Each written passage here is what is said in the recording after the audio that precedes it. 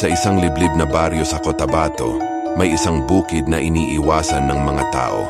Tinatawag nila itong ang Bukid ng Bulong.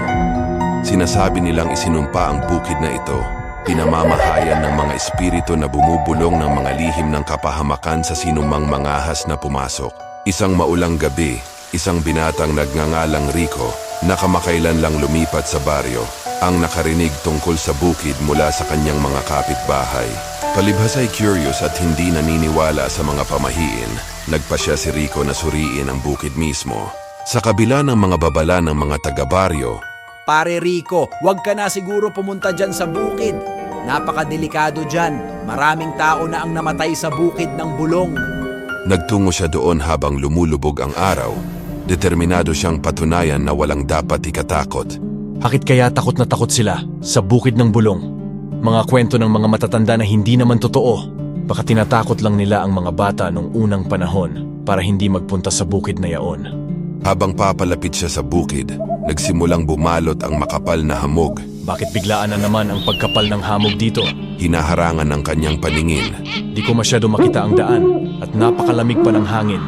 Lumamig ang hangin at narinig ni Rico ang mahihinang bulong na dala ng hangin. Pinilit niyang alisin ang kanyang pagkabalisa at nagpatuloy, humakbang sa matataas na damo.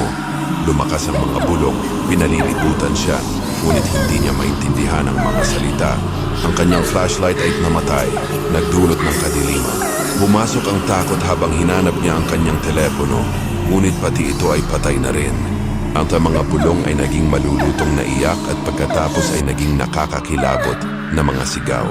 Nakaramdam siya ng malamig na kamay na dumampi sa kanyang leeg at siya'y bumaling, ngunit wala siyang nakita kundi ang alon ng mga damo.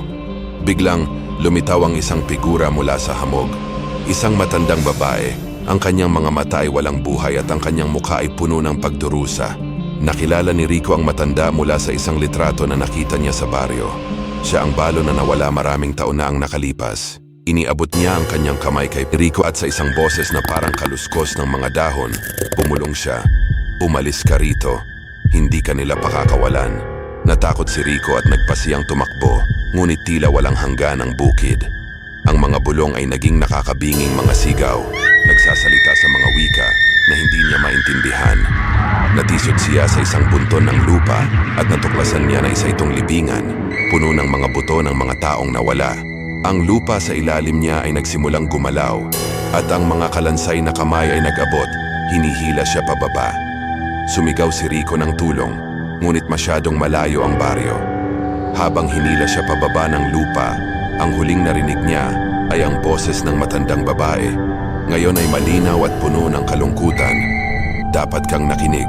Kinabukasan, natagpuan ng mga taga-baryo ang flashlight at telepono ni Rico sa gilid ng bukid, ngunit walang bakas ni Rico.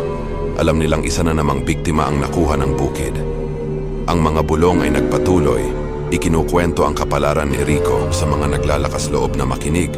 Isang nakakatakot na paalala ng sumpa na bumabalot sa ang Bukid ng Bulong. At kaya nanatiling alerto ang baryo. Palaging binabalaan ang mga bagong dating tungkol sa bukid na bumubulong sa gabi, sapagkat ito ay isang lugar kung saan ang mga buhay at patay ay pinagbubuklod ng mga lihim ng nakaraan.